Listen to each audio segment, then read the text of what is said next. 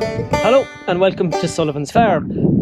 What I'm going to do or show in this video is how I wean the calves, how I kind of get to that decision, and then how I slowly do it as well. And it's a nice time of year. It's breezy today, but the sun is out, the sky is blue, and all is good in the world. You can't get the full effect of how well they're doing and how big they are now that they're lying down, and we're not going to disturb them, but there's a sign of where they're at. Empty meal truck. Stop licking that now. That camera cost a lot of money. But I was very disciplined up until last week. As soon as the calves arrive, I'm always kind of wondering, I'm not quite counting down to the day they're weaned again, but not far off it either. So what I do is use an inch measuring tape. It's like a little tailor's tape for all the world. Put it around their chest, say just behind the front legs, and when that's 40 inches, that's roughly 92, 93 kgs, which is kind of a cut-off and the start of weaning for me. But that's only one part of it. Here's the simple little measuring tape I use. I got it in the Danny's in Kilmac. You could find absolutely anything in there, and these are the numbers you want to be hitting when you're throwing it around the calf's chest. Another part of it is the amount of meal they're eating, and generally the overall appearance and the ferk of the calf, if people still know what that word means. Maybe it was that prompted me to get the measuring tape last week, but I did notice that these 5 Angus bulls were horsing into the ration or the cubes or the meal or whatever you want to call it. They were probably hitting 1 kilo a day, so I said, geez, I'll get that tape.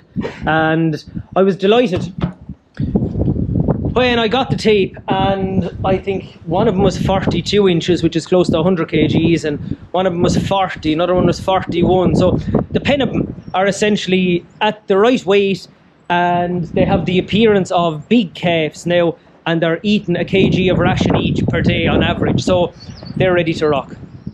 This is where the sums are done then. When I have the kind of calculator or the spreadsheet put away, I write them up there, so my little head doesn't have to think about it when I'm over here in the shed then. So at the moment, everybody's kind of getting in or around the same amount, but those 5 Angus bulls are starting to get a little bit less now every morning and every evening. And then we'll get to those in a second.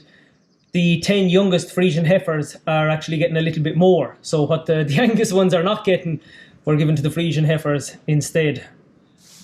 That's kind of the run of it then. There's nothing more, nothing less to it. We'll just wind them down, the Angus bull calves, off the milk over the next couple of days, and try and figure out then where they might go to outside for a few hours every day, seeing as they're at that stage. And it'll just give everybody else a bit of space inside in the shed, and it'll hopefully help them transition out onto grass as well.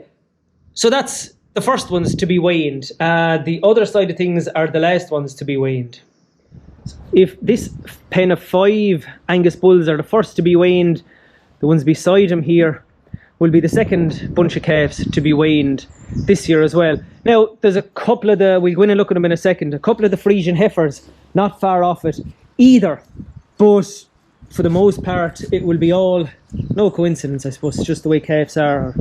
The difference between the sexes, it'll be all bulls weaned first. The next bunch to be weaned then, say in the second batch or maybe the third batch, will be the biggest of these 10 Friesian heifers. They're doing well. They're older than the other 10.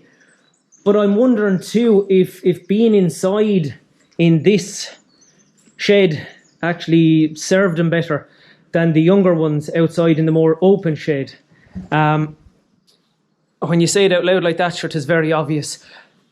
They're smaller, they're younger, and they're heifers, and they're outside in an open shed. So I think I'd probably be getting 3 out of 10 for that management decision. But look, we live and we learn. I wouldn't put young calves out there again without jackets on them and without having the stock board at the end of the shed and other bits and pieces, maybe that green mesh felt along the front of it too. But look, we live and learn. And we'll go out for a look at the other 10 in a minute. But I guess really the only thing that matters for these is being a particular weight in May and June, 12 months. So May and June 2024.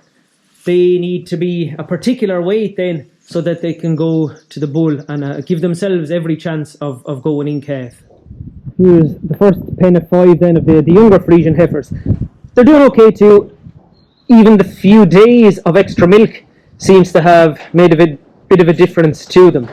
But ultimately, all that really matters, once they're okay and they're healthy and they don't cost too much and the farmer is not too stressed, all that really matters is that they are the right weight to go to the bull in May or June 2024. For these heifers, I think that's around 350 kgs. I need to double check that, but that's kind of roughly the figure you're talking about. I'm not a great one for measuring things to the last degree or targets or any of that old carry on you'd see in the papers or other places online. But this time around, I'm going to pay a lot more close attention to that target weight.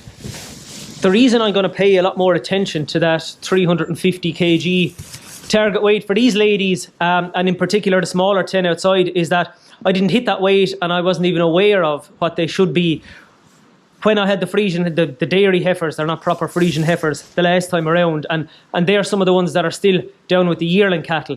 They were too small. I sold some of their bigger comrades to a man last year as maiden heifers, say, and he brought them away and hopefully he got on well with them.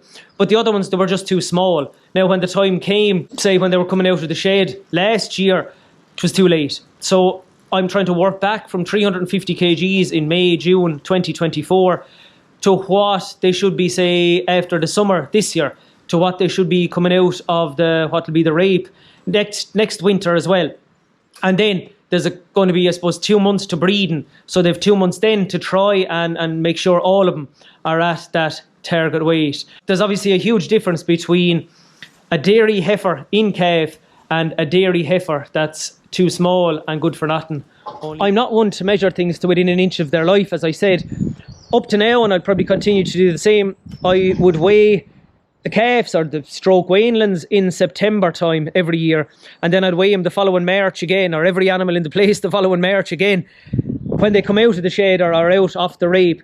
And that gives me an idea of where they're at, how they did over the summer, how they did over the winter. And I guess there's only so much you can do, like try and keep grass ahead of them as best you can, and after that you have to kind of bulk up or give them the extra bit of ration to try and help them to make up any losses that they might have had up to now for whatever reason. Keep on top of the medicines and the vaccines and all that too. And probably the only other thing I kind of measure closely is grass itself. I do a grass walk probably once a week at this time of the year, and maybe again then towards the shoulder, the autumn shoulder of the year.